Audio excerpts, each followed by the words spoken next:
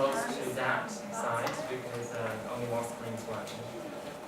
Yeah, if you can just move to that side. The event is brought to you by the Oxford Chinese Studies Society and sponsored by Oxford Taiwanese Student Society and International Gender Studies Center at Lady Margaret Hall and the Oxford China Forum, which Ms. Liang presented in.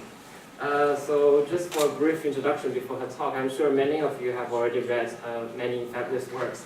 Anyone who knows anything about Taiwanese literary history would have heard of the name Liang. So her career started in the late 1960s when Taiwan was still under martial law. She constantly experimented with different styles of radical ways of thinking, and many of her works touch upon gender and sexuality, and she is currently the most translated author of Taiwan.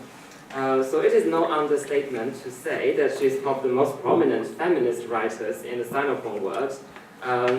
Her prominent works include The Butcher's Wife, Shafu. I'm sure many of you have maybe seen the film or have read the movie, read the novel many times, and also Dark Knight adapted into a movie as well. Lost Garden, just translated by America's best translator, Howard Copeland, into English, and Visible Ghost, Kan得见的鬼. Anyway, she also received this very prominent award from the Minister of Culture and Communication in France for her contribution to world literature. And in 2017, she just published a very fabulous and fascinating work called The Beautiful Sleeping Man, 睡美男. So we're gonna also talk a little bit about that. So without further ado, I will just welcome Ms. Liang to share her insights with us about her literary career through 50 years of writing Taiwan.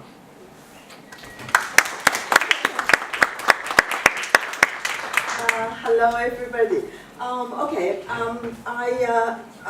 I went to the talk of Jinxing, and afterward, I spent quite some time with her. I just keep on talking. So I think I use all the energy I should use for this talk. So, but they are going to help me if it's going to be difficult for me to say something in English. They are going to help me to translate it. So that's easier for me. And we've been talking days, already be the third day. So I first of all probably show you a few photos and just give you a quick look of a little bit of something I want to show you. So just go through this, quickly and easily. Yeah. Those are the different translation of my book, The Butcher's Wife. But in the original title is 杀夫, killing the husband or slaughter the husband or murder the husband, whatever you want to call it. Okay, so different, just addition, 就很快把它走一遍. Just take a quick look.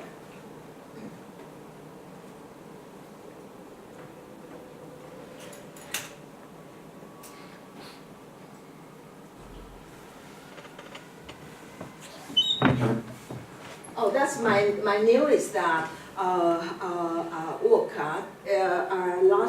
Last week was published in Japan. I just went to Tokyo to do a talking about this, and it's about the ghost. That's one of my favorite topic. Okay, yeah. Oh, that's something we probably spend quite some time here for our discussion today. This is a book, my new novel. Where is it? Okay, it's here. Look, I shouldn't spend that much energy to talk with Jinxing. So now make me, okay, this is a new novel, just published last year in October. And we like to do, because this is a very, to me, it's a very interesting and a strong topic. So we want to do something with the book. And so this is a dinner party I create. Actually, you guys probably know there is a way of putting a beautiful woman on the table and put sushi and other Japanese food on her body. And then the guests, normally men, they are happy to take the food from the woman's body. But we didn't do something like that. But we also have a beautiful, nice-looking young man. We call him 小鲜肉 on the table. We decorate him, but we just let him lay in there without doing too much. And later on, okay, this is me with the microphone, and this is the title is 睡美男. Professor from UC Berkeley say I better call, use the English translation as the sleeping Adonis. Adonis is the lover of goddess Venus, but and so this has something to do with there is a Nobel Prize winner Kawabata. I wonder you heard him or not.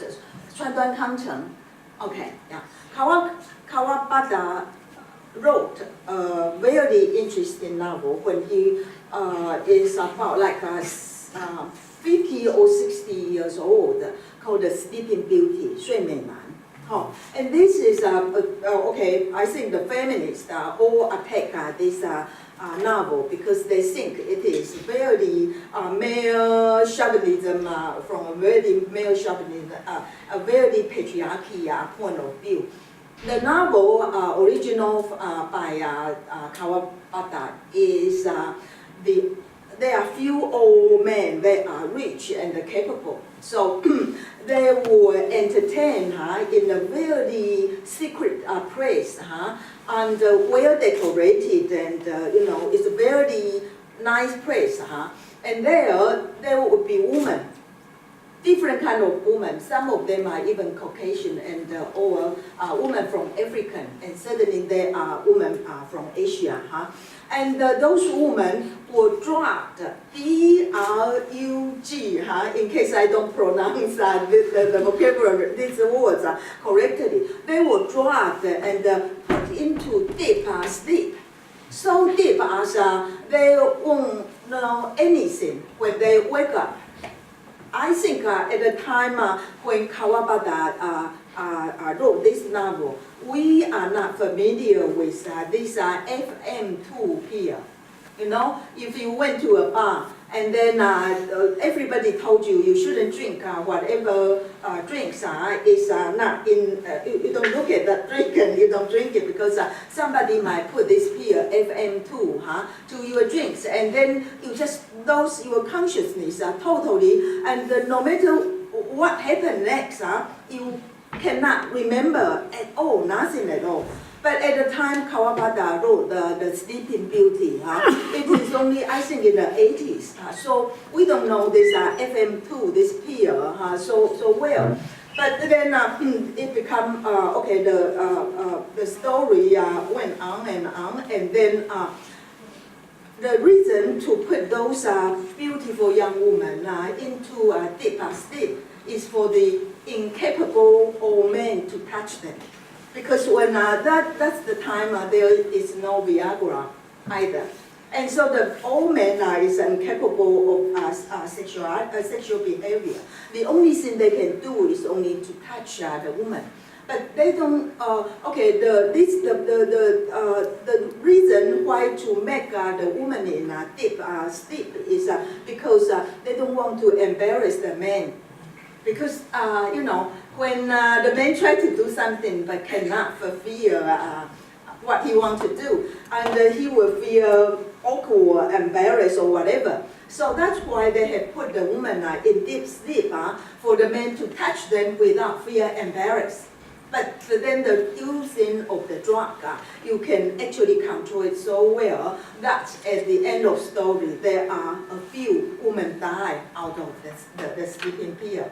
So this is very strange, I would say, novel. But then some critics nowadays think that's one of the masterpieces of Kawabata. And later on, I think in the, probably at the beginning of this century, there is another Nobel Prize winner, Garcia Marquez. I think you all know him. Garcia Marquez wrote another novel about the same topic, to drug a very young prostitute who is only 13 years old into deep sleep for a 90 years old writer, not an important writer, but a newspaper columnist, this kind of writer, to be, for the 90 years old man to play with or have fun with this 13 years old prostitute. And they are all in deep sleep. And so these two Nobel Prize winners all write this kind of story when they are old, when they become an old man. And I am getting old myself too. I have to admit it and feel sorry about it, but that's nothing I can do. So up to some certain years, some certain stage, when I have to concern about my age and getting old, I started to want to write a story like this, 睡美男, to reverse the Sleeping Beauty's version. And so I told a famous Japanese feminist who is, she's a very remarkable and very smart woman. Have you ever heard Chizuko Ueno? Ueno Chizuko? Okay, probably no. So he wrote something like this for me when we exchange email, and I'll read you. Kawabata's novel is about the eroticism of an old man. And then if you write something, it's female version. I am sure it is about eroticism of an old woman, which has been long tabooed. I am great to know you are challenging as usual. I can't wait the translation coming out. So this probably gives you a basic idea of what's going to happen in the book. So actually it's a woman over, in the novel, over 50. I would say not only over 50, but much older than 50. Okay, and she is the wife of a retired diplomat. And crazily, she falls in love with a young man, very young. Do you know how old can a young man being called 小鲜肉? What age can a man still being called 小鲜肉? 18, older than that, a little bit older than that, 25 years old. So guys in the classroom, are you older than 小鲜肉 or you are not? Not yet. Okay. So so this my protagonist crazy fall in love with a young instructor in the gym, and at the end of the novel, she actually drugged him into this sleep. But then comes the problem, I think you guys all know that to put a woman into a deep sleep, the men, if they are still capable sexually, they can still do a lot of things to the woman, right? But what for to drug a man when he is deeply asleep? Can you expect him to do something? So I talked to a lot, I did a lot of field research, but I didn't actually drug a man. I didn't get the chance. I tried to persuade my friend and say, well, be my example, be my tour. I probably write a great novel out of this, but none of my friends want to be the 睡美男, too bad. So I don't have the experience. So I have to go to doctors, and I went to a lot of doctors to to discuss about what's the purpose of putting a man into deep sleep.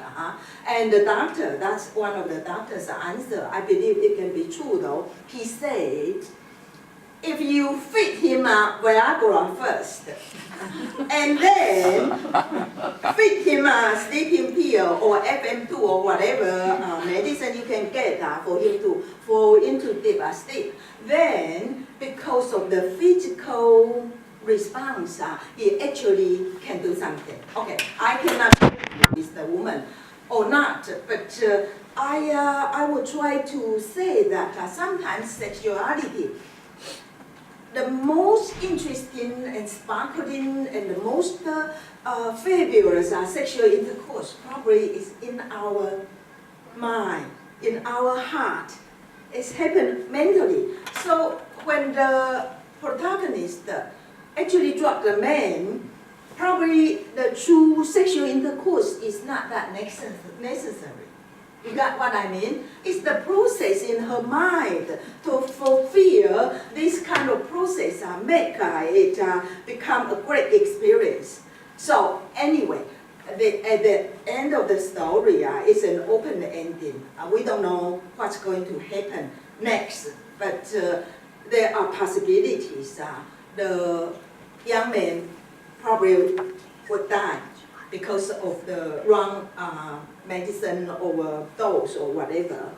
But then it became a very interesting topic, and I had it published last September. And so we think this is a crazy novel, crazy enough to have a crazy party out of it. So this is our party. Okay, next. Okay, then later on, this Shui Meinan did a reading with me. So they are very sensational dialogue between the female protagonist and the young instructor. So that he read as the young instructor, and I read for my female protagonist.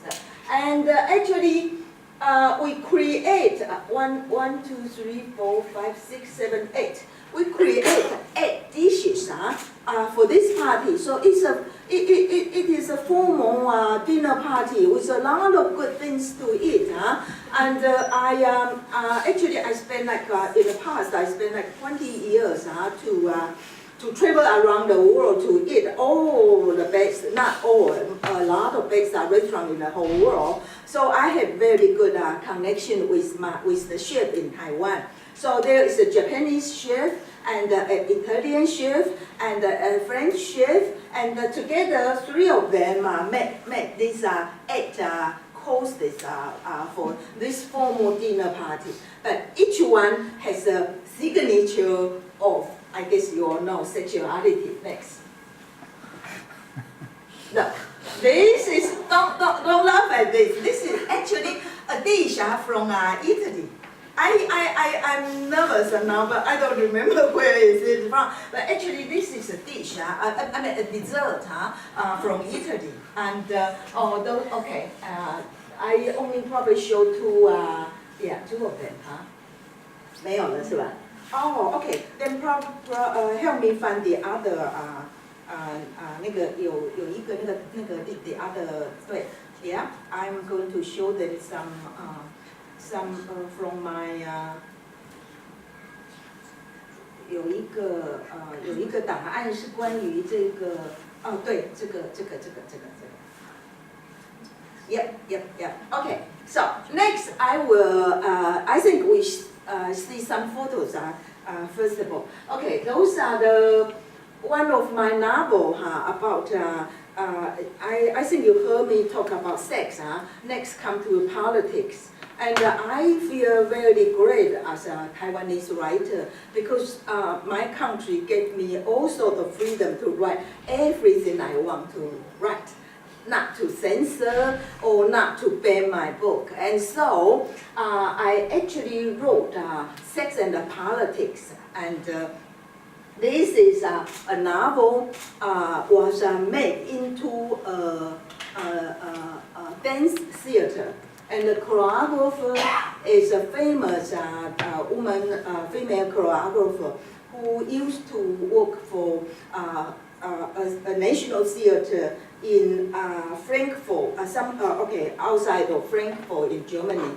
And then this dance theater won a very good prize, and then now she is in Austria in Linz. And so the National Theater of Linz put it on again last year. So I went to Linz to see the production. Can you see it clearly? No, probably not very well. But at least, okay, we go through this quickly. And then I'll tell you a little bit about the story. Okay, yeah, thank you for the PowerPoint. We leave it here. So in case I say something which is not interesting, you can pay attention to this young man. Anyway, for the story which was made into a dance theater is a very sad story.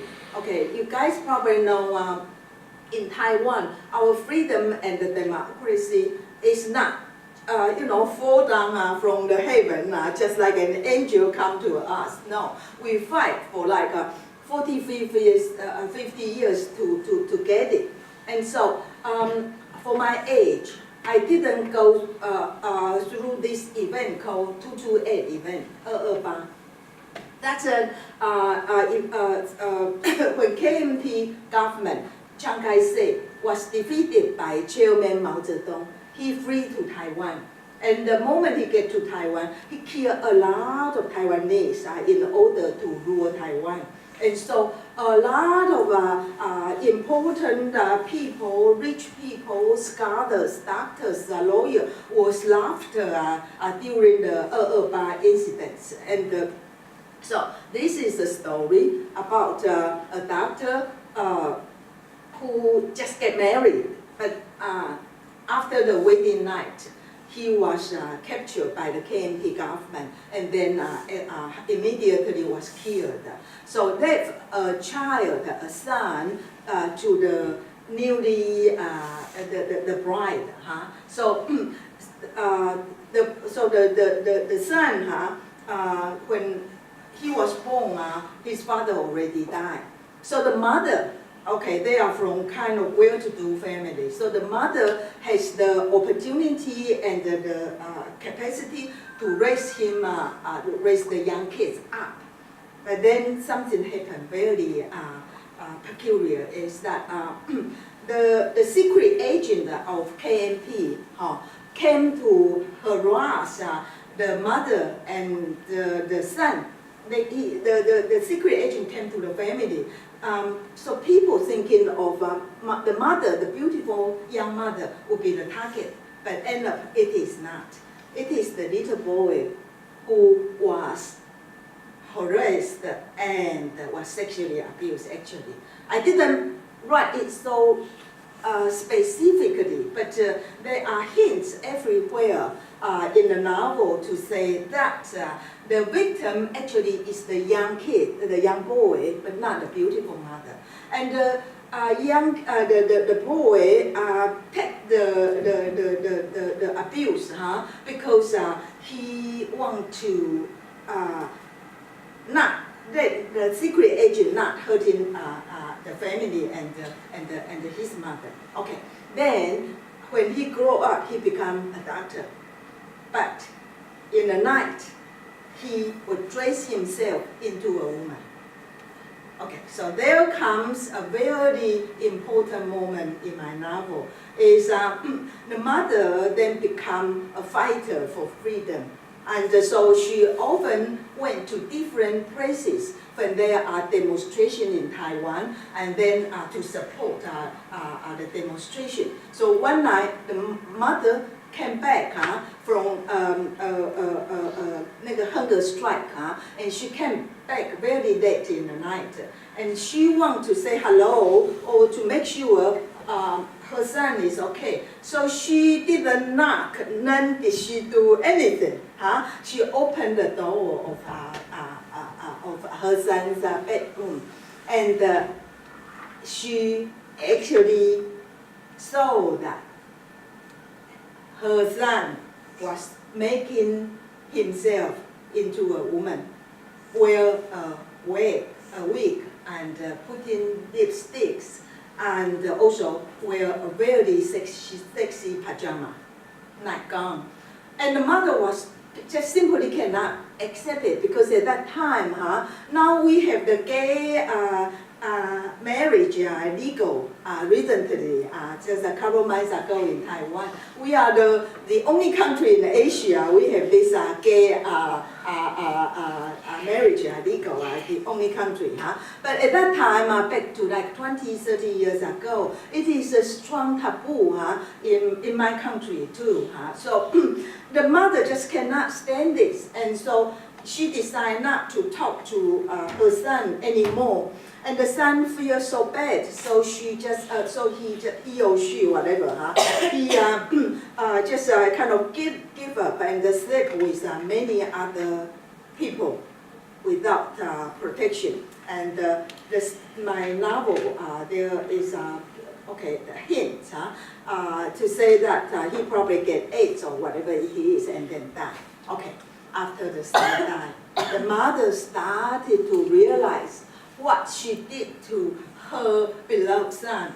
And so the last part of the novel is she put his son's dead body into a coffin. But before she put him in a coffin, she used her makeup skill, which she learned in Japan.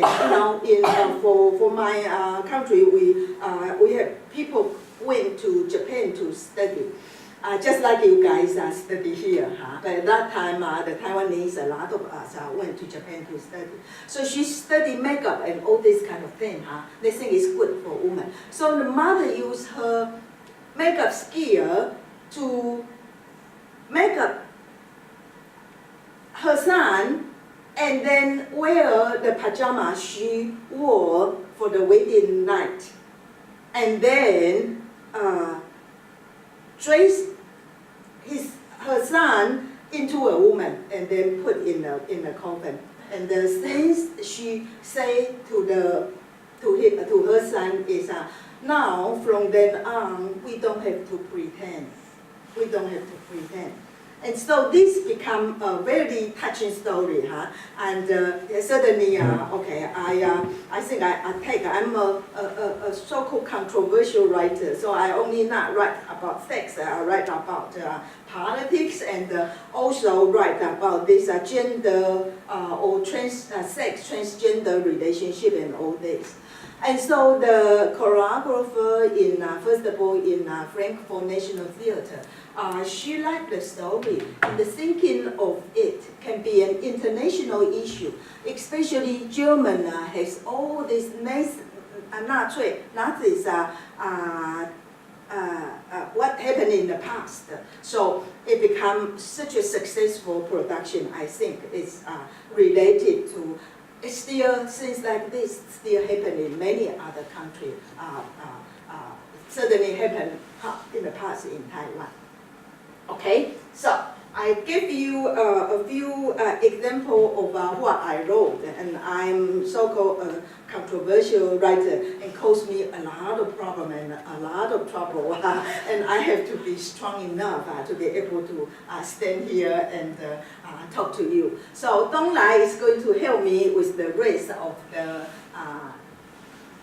so he is going to ask me questions for me. It will be easier for me just to answer questions. So what are you going to say, my dear? So I probably just ask one question and then give more opportunities to the audience. So this is actually one of the questions we discussed informally before, but I think it's really worth discussing in this era, again, formally with everybody. So one important or very interesting feature about 睡美男 or the sleeping man, the sleeping beauty, whatever, is the protagonist, the 小鲜肉, the gym teacher, is actually designed not only as a young, beautiful man with muscles and stuff, but it actually has an ethnic ethnic signifiers attached to it. So he is designed to be this 邹族, so-called one of the indigenous groups in Taiwan nowadays. And then, so the female protagonist, the old woman, is actually fantasizing about that, the ethnic identity, quite a lot, especially in relation to the 邹族's different kind of ethnic appearance, to be whiter, probably a mixture with the Dutch, going back to the origin of Formosa, so-called. So I was just wondering, can you share a little bit about your experience in, why you designed the character to be like that? Are you not afraid, nowadays in Taiwan's post-colonial politics, that you would criticize that this kind of ethnic obsession, right? And just more generally about your ideas about ethnic politics in Taiwan today. Okay. Yeah, I've been writing over 50 years, but don't worry, I'm not that old. I started to write when I was very, very young. Anyway, so I'm an experienced writer, and I certainly know what's going to happen to make my protagonist, this 小鲜肉, this young man, Aboriginal man, because it certainly touched the sensitive, very sensitive issue.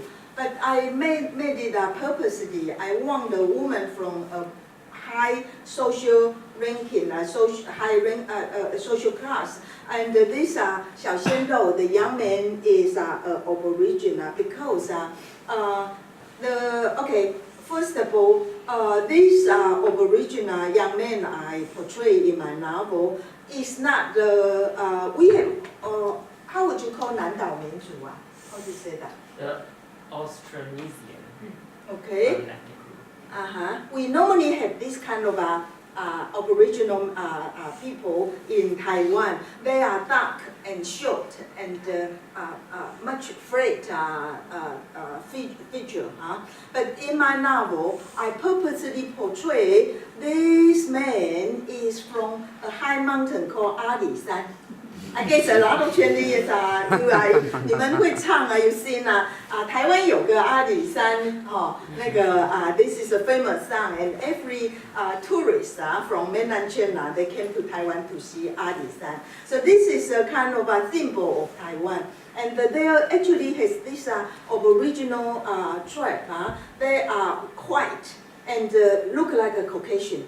Their skin are very white and look like a Caucasian. And also there are possibilities that this tribe mixed up with the Dutch people when the Dutch first came to Taiwan to rule, 400 years ago or something like that. And so I would portray this young man as Zhou Zhu from Ali Mountain, because I am thinking of probably we go back to the beginning of Formosa. At the time, the only Dutch came to Taiwan, but then later on we have many other foreigners came to Taiwan and occupied Taiwan.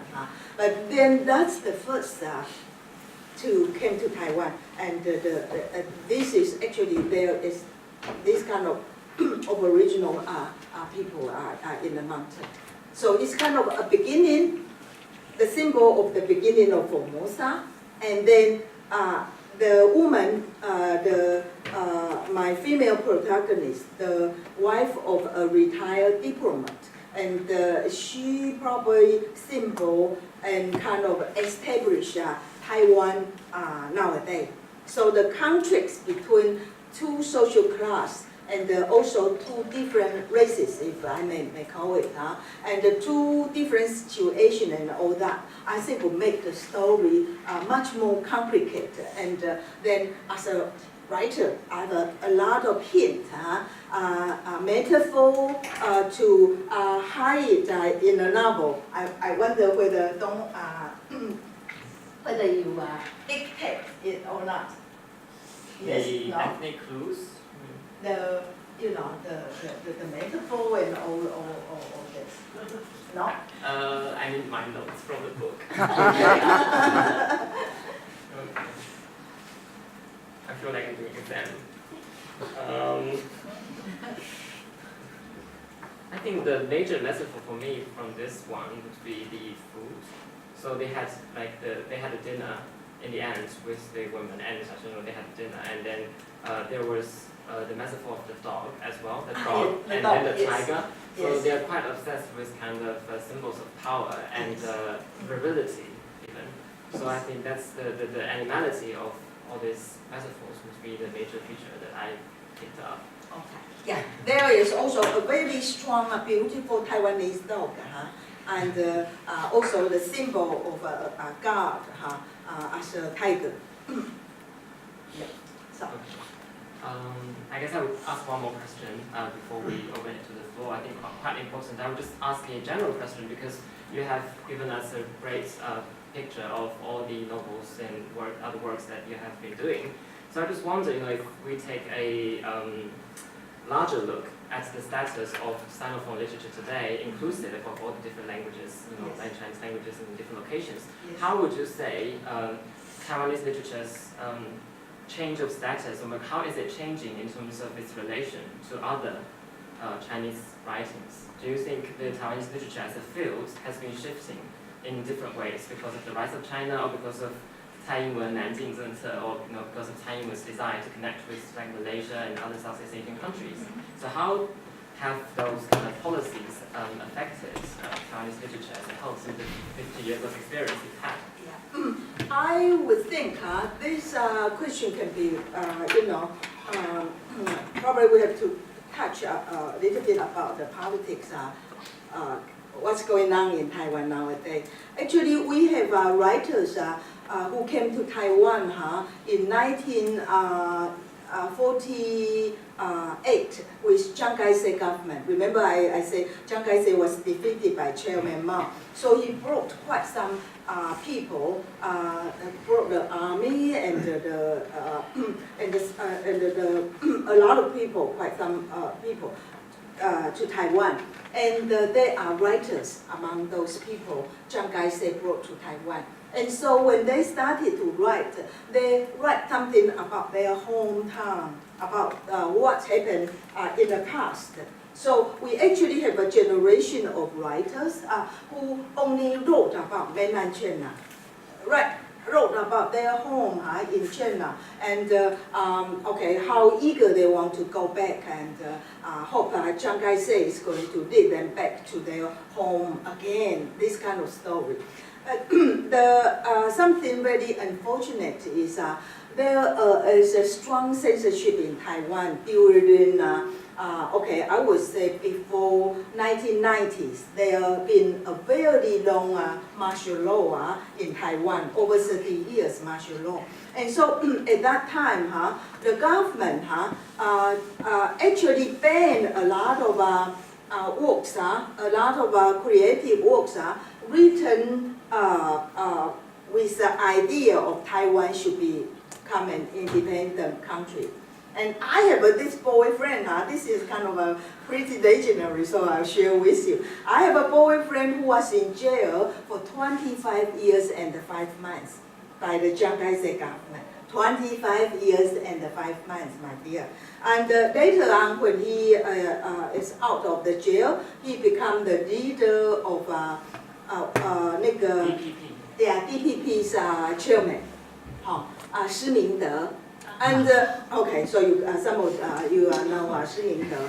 So at that time, to support Taiwanese independence is to say Taiwan actually is a country, actually is a taboo, and they can put you in the jail, just like my ex-boyfriend.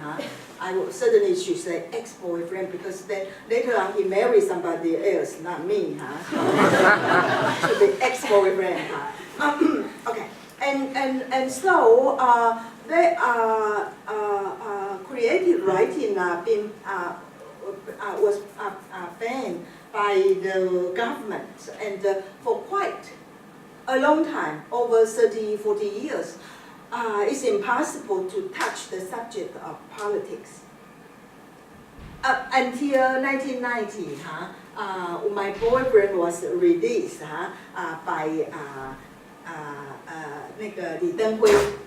He was our president for some times, and then the martial law was lifted in 1987, and started from then. I am capable of writing a lot of things dealing with politics, and it's okay. So there are actually writers from different parts of the Chinese community. If we say Taiwan, Hong Kong, Singapore, Macau, and okay, we have a community, a Chinese community. Probably Chinese is not the right vocabulary. If we say it is a Huaren, Huaren, I think explain better than Chinese. 一个华人的 community 的话 actually we in Taiwan, we have different writers from different places and write differently. Up until now, they are still struggle with those. Some of our writers want to, to be together with mainland China, and some of our writers strongly want Taiwan to be independent. So they are also the writer, and it's been conflicts and fighting for quite some times in the past. But now, after a while, we know how to get together with each other. Actually, yes, we respect each other and accept whatever difference it is. So I think it's and now it will go okay, and we can write whatever we want, and we don't criticize or we don't judge other people's creative work according to our political beliefs. So now it is okay, but back in like 10 or 20 years ago, it's a strong conflict between us. We fight with each other. And at that time, even husband and the wife, they have different political belief. They don't speak to each other, and all this kind of crazy thing happen. But now it's okay. Thank you. I guess now is the time for the audience to ask some questions. And if you don't have questions, then you have to listen to what I'm going to read you, and it's going to be a disaster. So better you ask questions.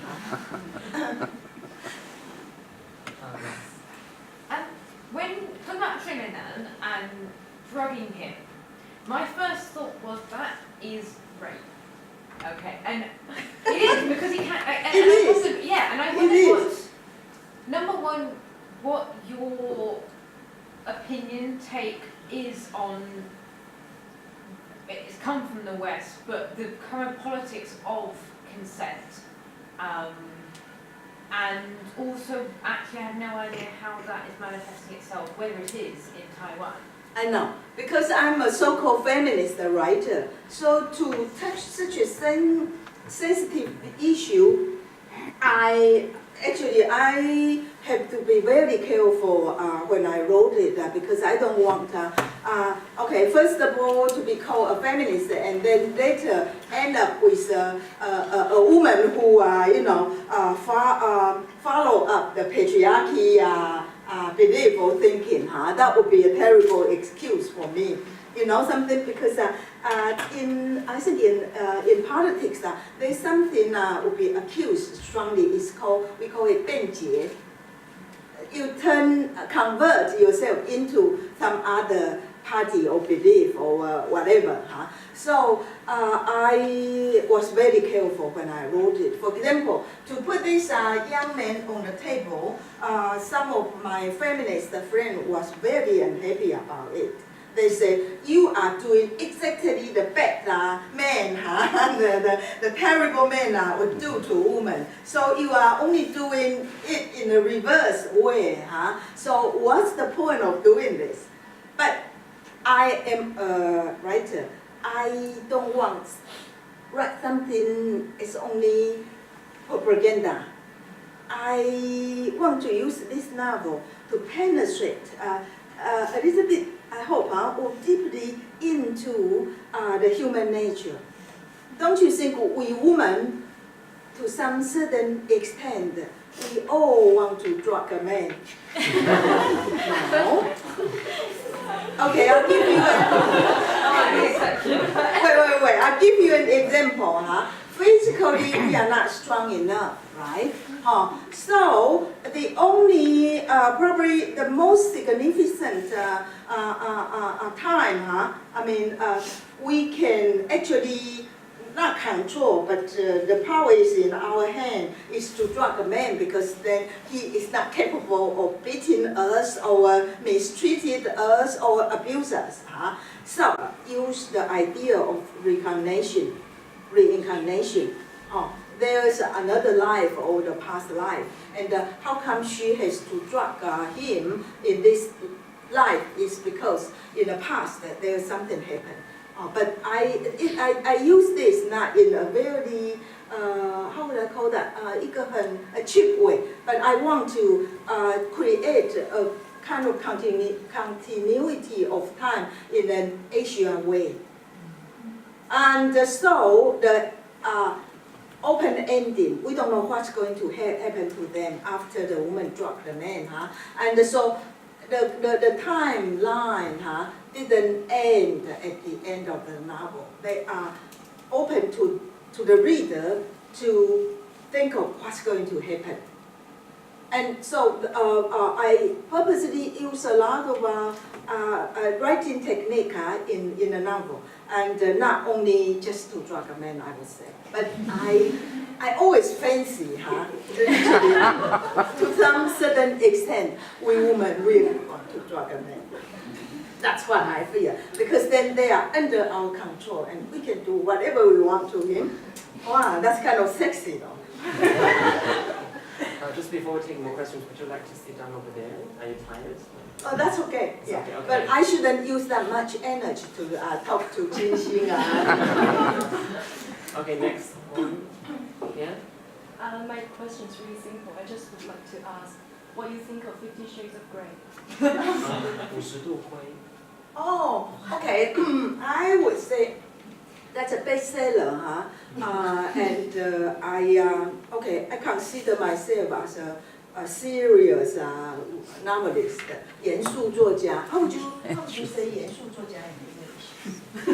Serious novelist. Yeah, it's okay to say that. I'm not a bestseller writer. Okay, so I think we are different in many ways, but for the 50 Shadows of Grey, there is a very important achievement. I cannot imagine I can achieve that. Is for what's happened in the 50 Shadows of Grey is the using of SM. Oh, you know, SM. You guys know what's SM? Okay, I actually went to, there is a place in New York, and it's a dungeon, and huge place, and the people go there to be bound, to be tied up, or to be, there are candles, you can burn the candle and have the candle, 那个怎么讲？就是那个。Yeah， 那个蜡烛的滴到你的手上。So the wax melts and gets to your skin, that kind of pleasure, I guess. Yeah, you haven't tried that before. I did, I did. I'm a very curious writer, and I want to know whether they are actually precious. Out of doing that, and also the bonding is becoming an art, especially in Japan. There's a way of bonding you, and to feel it, it's become very essential, sensational, I would say. Oh, okay. Anyway, so this SM thing, what I saw and experienced a little bit. Actually, at the time I went to New York to go to the club, it only belonged to some outsider some very peculiar, weird person, they would do something like this. It belongs to a very low or forbidden or social class or whatever. But the novel becomes so successful and popular, and they even make it into a movie, right? Or 3 of them, probably 2 or 3 of them. And the protagonist in the novel is from the highest social class. The guy is a very rich, successful businessman. He's young, nice looking, and has his own company, and with his airplane and all these fancy things. But he is a guy who plays with this SM. So it destroys or overthrew the original idea of SM belong to only queer or people who is not normal. So the movie actually helped. We didn't achieve that. No matter how many articles I wrote about to try to say this SM is not something sin, or it is not something dirty, or it is not something wrong, it won't help. But because of the movie, the successful of this novel and the movie, so there is a new idea about this SM, and it's become only a way of sexual pleasure. You may not like the situation, but actually it overturned a kind of idea. We try very hard to change it for years, but we cannot accomplish. Just like the gay and lesbian issue. We try very hard to get the liberation and to become, the gay marriage become legal in Taiwan, but it's been like 40 years, 50 years fighting to get that. And the SM issue, because of the book, it become of it's something light and easy, and you can play with that. So you probably don't like it, but I think that's something good for the whole society, because then we try to respect the person. They are different from us. They not necessarily are immoral, or they are sinful, or they are, have something wrong with their mentality. They are just different person. If they don't hurt anybody, they don't stuck in the way of, whatever it is, then we shouldn't have to respect them. And this novel, although it's a bestseller, but it achieved a social function that we consider ourselves as a serious writer with the responsibility of writing, we cannot achieve. So I'm very happy to see that the novel came out and also the movie. Although it's a kind of little bit phony, actually it is not as happy, as bright as whatever it is as shows in the movie. It is not. They are still submissive and dominant. This kind of unbalanced situation in this SM situation. Okay, ask you guys a question, Okay, who is the leader? Not the leader. The person who has the 发言权. Voice. Who has the right to speak? Yeah, who has the right to speak? Is the person was beaten or the dominant? How do you call it? The dominant, who used the whip to beat somebody. Who get the power? Who has the power? The submissive one. Person being beaten or the one who is doing the beating? Who is in power? No one. The person who's beaten is in power. Who is beaten?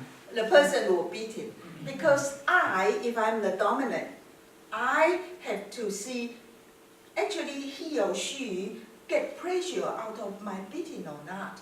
So I have to be careful not to do it too much or too slightly, and so the response of that person is kind of control the whole power structure of these things.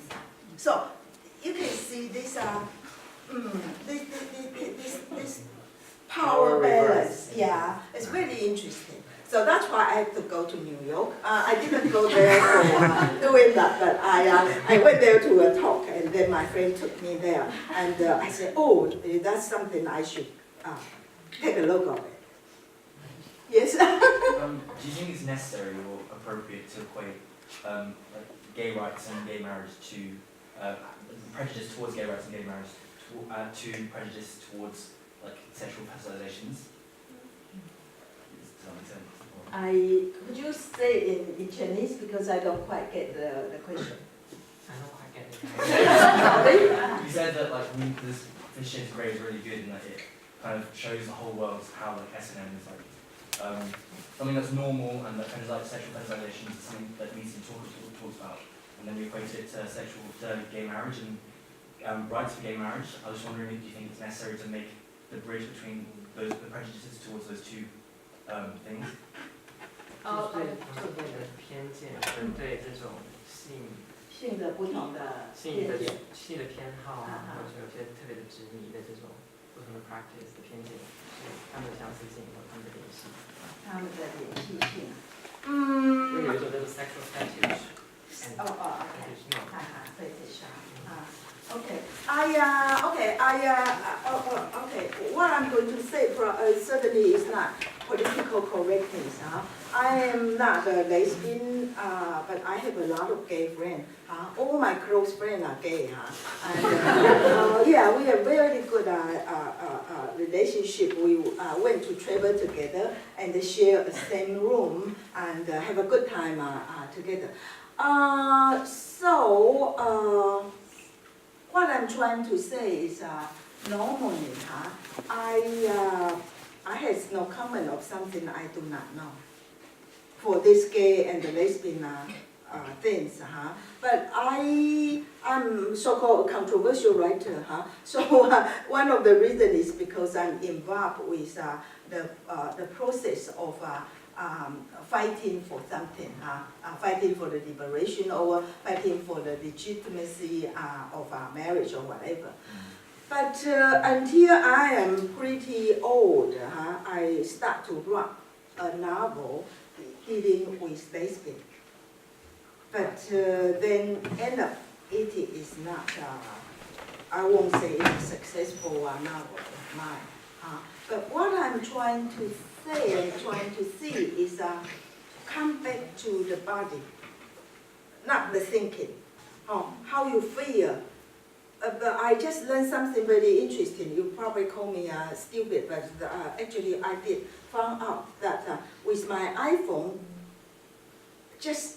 I don't know how to handle it because I'm not I don't belong to this generation. But then I think the best way to use this technique is use your body, not your thinking, to deal with it. For example, there are pages I just cannot get rid of it. And then come to me, if I use the instinct of my body, I can push it or I can do a lot of crazy things, all from the body, not from my thinking. Actually, it worked out.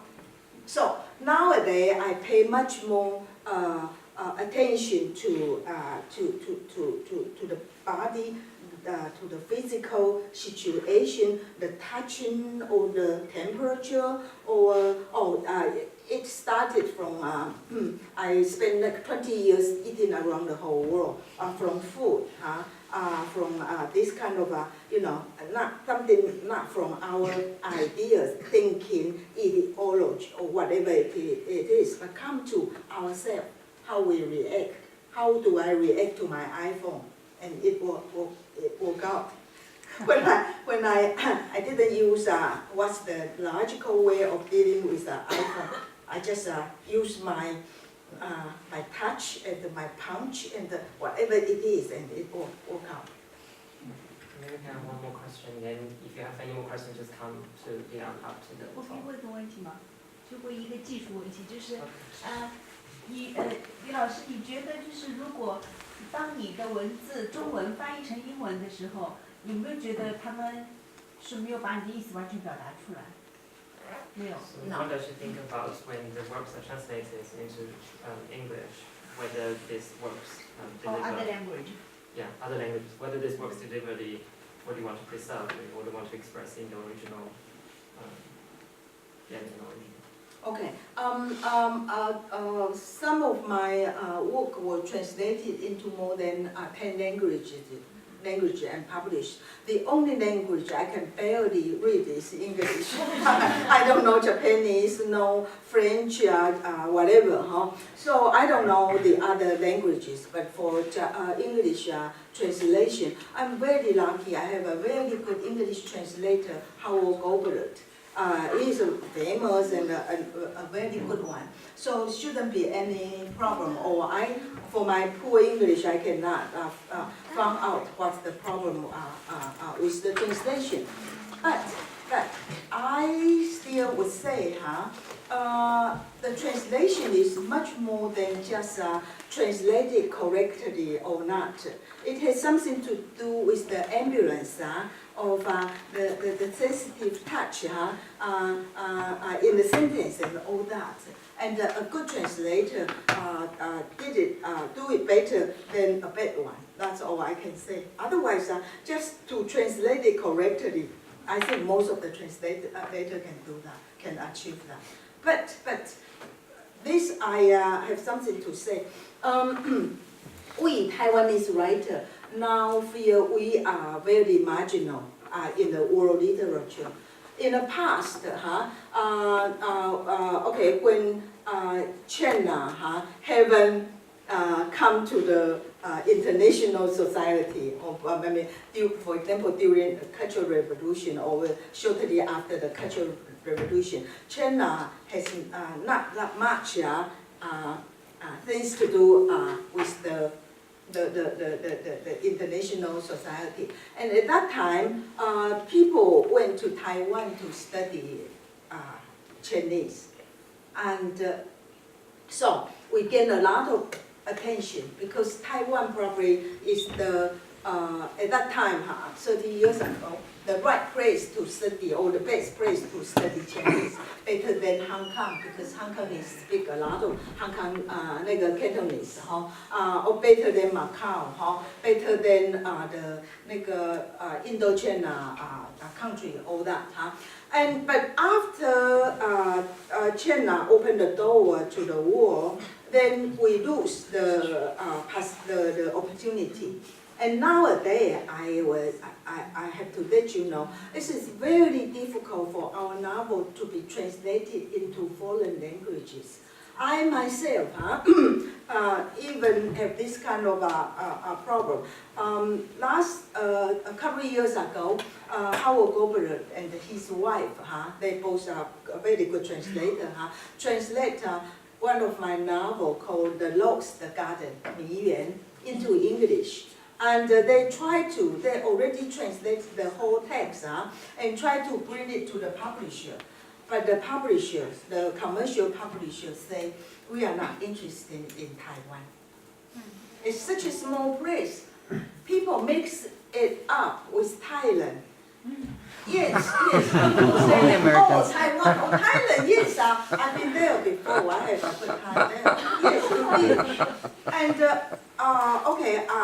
the translators say, oh, this is a very complicated novel related to politics, a lot of things in it. And the editors say, the publishers say, oh, if it's about Chinese Cultural Revolution or Chinese power struggle nowadays, then we are interested in publishing because reader would want to read it.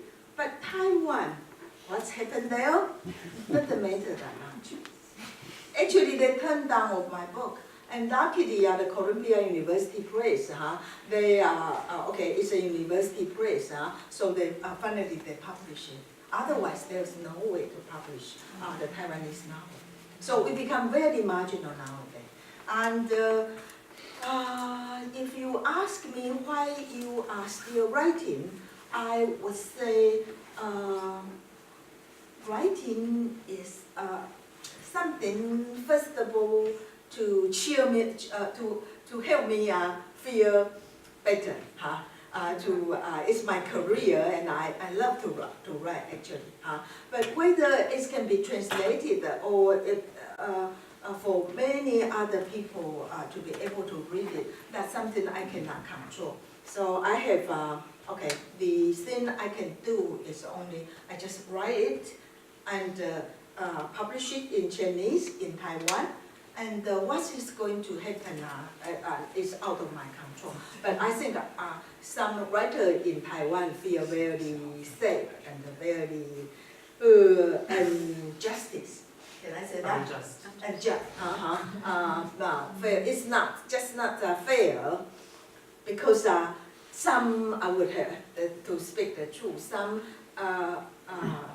novel from mainland China, they actually are not that good, but they get chances to publish in many other languages. And even we write, I would think my colleague and I, we write better, but we do not get that kind of chance. Too bad. That's life, though. Don't give up. Oh, that's a rather dark note to end the conversation, but you can always come up to Ms. Liang and ask about the solutions, maybe how she copes with it anyway. So let's thank Ms. Liang for the wonderful talk.